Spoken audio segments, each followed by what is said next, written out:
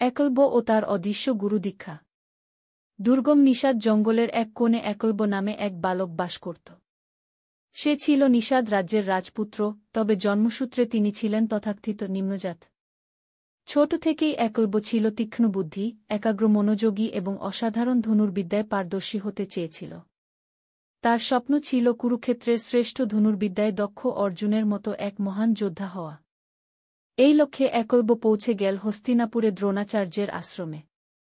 সে নম্রভাবে দ্রোণকে প্রণাম করে বলল, গুরুদেব, আমি আপনাকে আমার গুরু হিসেবে গ্রহণ করতে চাই। আমাকে ধনুর্বিদ্যা শিক্ষা দিন। দ্রোণাচার্য একলব্যের উৎসাহ দেখে মুগ্ধ হলেও সমাজের কঠোর নিয়মে বাধ্য হয়ে বললেন, আমি রাজবংশীয় কৌরব পাণ্ডবদের শিক্ষাদান করি। তুমি নিষাদ বংশীয়, তাই আমি তোমাকে শিক্ষা দিতে পারব না। ব্যথিত হৃদয়ে একলব্য ফিরে গেল জঙ্গলে। তবে সে হাল ছাড়ল না। নিজের হাতে গড়ে তুলল এক মূর্তি, দ্রোণাচার্যের মূর্তি। সেদিন থেকেই একলব্য সেই মূর্তিকে তার অদৃশ্য গুরু মেনে ধনুর্বিদ্যার অনুশীলন শুরু করল।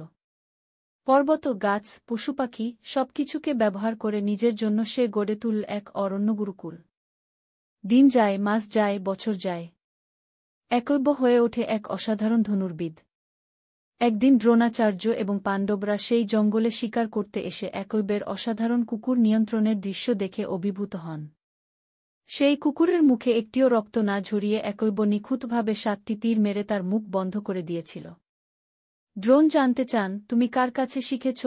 একলব্য উত্তরে দেখায় সেই মূর্তি, এই হচ্ছেন আমার গুরু, আপনি।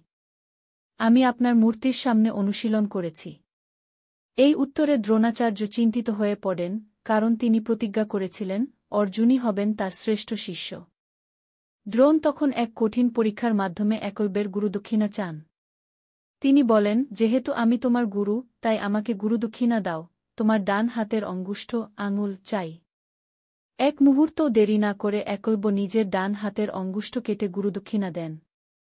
এমন আত্মনিবেদন, এমন একাগ্রতা, এমন শ্রদ্ধা গুরুপ্রতি, একলব্য হয়ে ওঠে এক চিরন্তন প্রতীক, শ্রদ্ধা, অধ্যবসায় এবং আত্মত্যাগের।